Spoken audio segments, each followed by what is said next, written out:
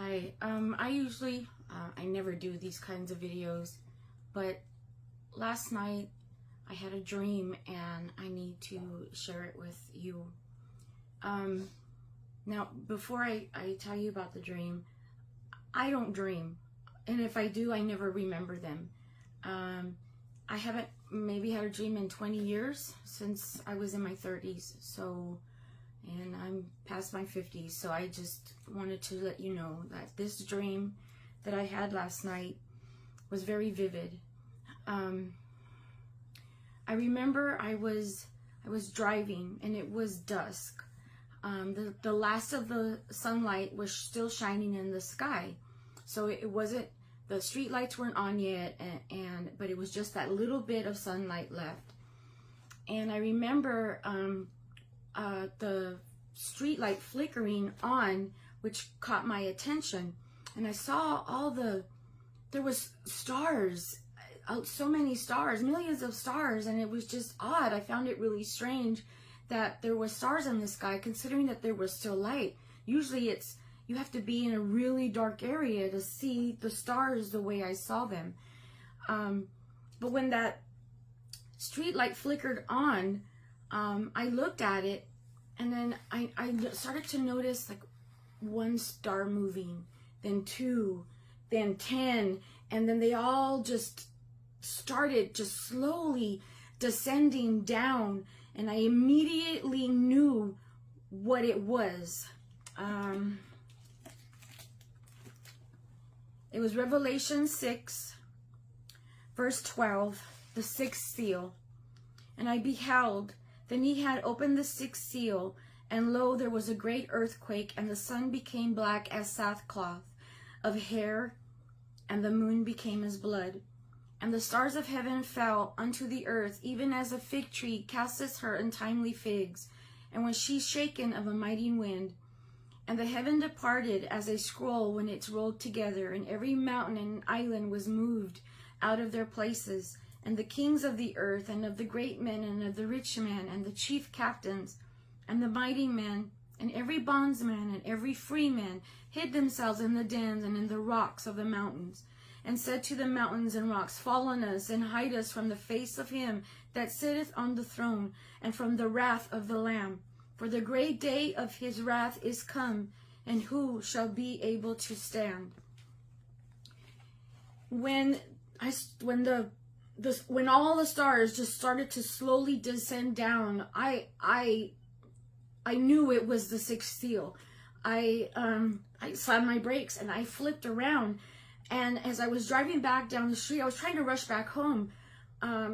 There were cars pulling over and people getting out, and I just weaved through traffic. I didn't care. I just weaved through traffic. People were getting out and looking up at the sky as the stars slowly started to descend. It wasn't just shooting stars. They were slowly descending down. As I pulled into my neighborhood, I noticed people coming out of their houses and looking up.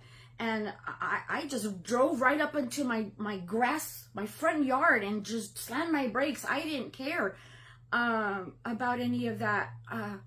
I saw people recording, and I started to yell at them to go back in their houses and pray. I'm trying to remember, and forgive me if I get emotional, because it was vivid. I was there. It was real. It wasn't how you would expect it to be in a regular black and white dream. I remember then, as I looked up and people started looking up, they started to come down faster and zigzag in different areas. And then I started yelling at people, and then in the distance there was like explosions, and then you just heard a faint distance of explosions and screams. And I started yelling at people to come into my house, and people just started coming in my house. We were huddled in the living room, and I told them, close your eyes and pray. Don't open your eyes. I don't care what you hear. Don't stop praying. there was about 20 of us huddled there, and we were just praying. And I prayed to Christ for protection, and I prayed the blood of the Lamb over each and every single one of us, and over my home, to protect us from all this. And in the background, you could hear people screaming, and then their screams would just stop, and you could hear explosions and gunshots going off, and then, you know, and then the ground started trembling. I could feel the trembling, and I was just praying. I kept praying, and I kept praying, and you could hear things falling from shelves, and glass breaking, and explosions and screams. I mean, it was that, and I just kept praying, and I was praying so loudly and with such intensity, and that I could feel heat emanating from my body. I wasn't perspiring. I was just, this heat just come over me, and I just remember praying. And I didn't stop. It didn't seem very long, maybe about an hour or so, when I started to realize that the sounds outside, it stopped shaking. The sounds outside, you couldn't hear anybody anymore. There was no more explosions happening. And as I slowly peeked and opened my eyes, it was daylight. I remember when this started, it was dusk. It was now daylight. So, but it only seemed like an hour. The time had flown, or it just, I don't know. I remember telling them, don't open your eyes. Continue to pray, as the people were huddled. And it was just really quiet. There was no sounds. And they were, you know, the people around me were just whispering in prayer, like, you know, psh, psh, in prayer. And as I stood up, they began to quiet down and open their eyes. And as we all stood there in silence, it was quiet. You could hear a pin drop. There wasn't the sound of a car. There wasn't anything. It was just quiet. I walked to one of the windows to peek outside, and what I saw were plumes of smoke coming from all directions. I went to the front door, and I walked outside. There were cars that had looked like they had been burning for hours, but they were just hot. You could see the smoke coming off of burnt cars, and some cars were just sitting there with their doors open, empty. Some houses were on fire. Some houses were caved in. Some houses were standing upright, like mine. But what I saw were bodies in fetal positions on the streets and on yards and in the neighborhood. And they were in their fetal positions, but they were burned. They were whole, but they were just burned. And they were the smoke or steam was coming up from their bodies. I remember when I first walked outside, the smell of the smoke and sulfur. I smelled sulfur. You could hear the crackling of the fires burning here and there in the distance. That's what it's all you heard was that, and it was quiet other than those things. And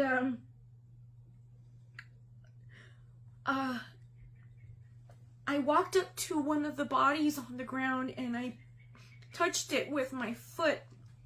And when I touched it, it just disintegrated into ashes.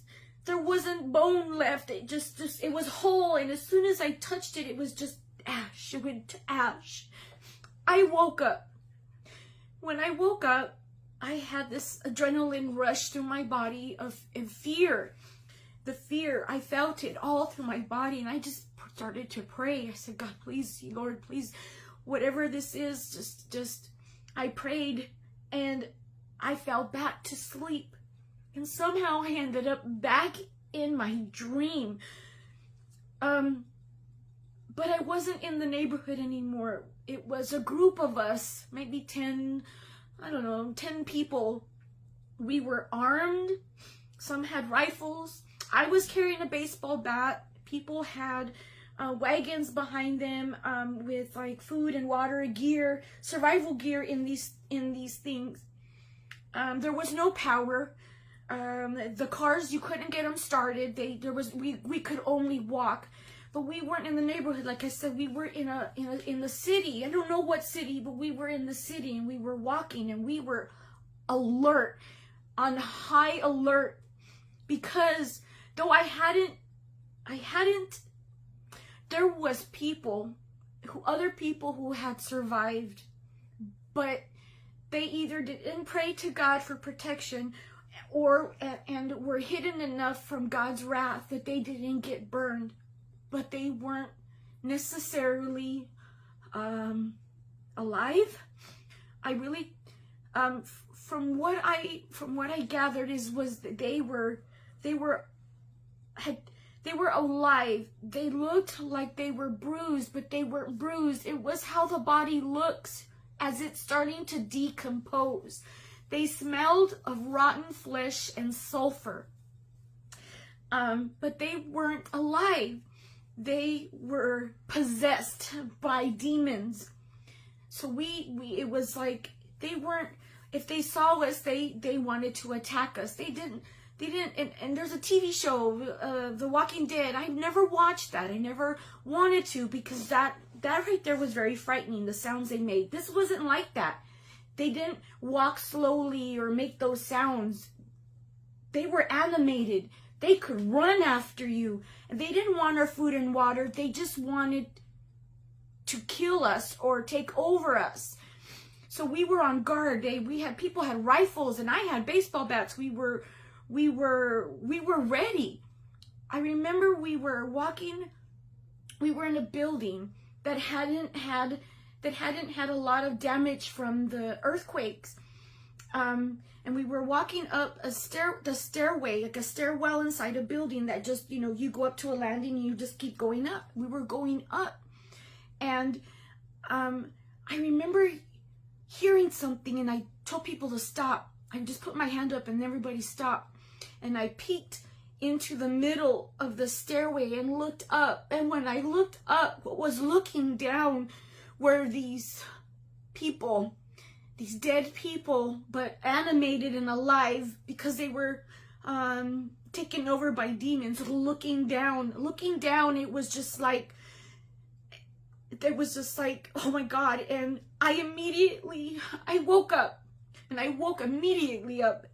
I didn't go back to sleep, and I wrote all this down.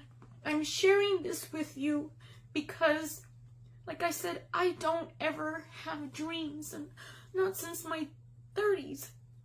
And with the sixth seal, we've already gone through the 5. Revelation 12 happened in 2017. The sixth seal is this last thing that is coming. In the second verse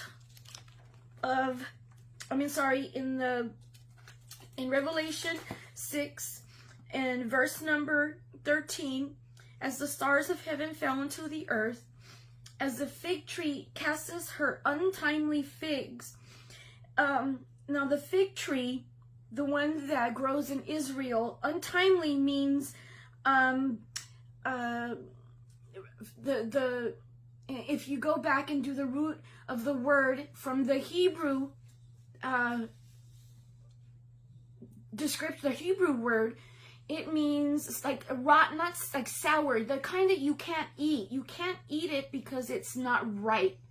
If this fig tree that in the winter, at the beginning of winter, it starts to grow its fruit, and it falls in the spring.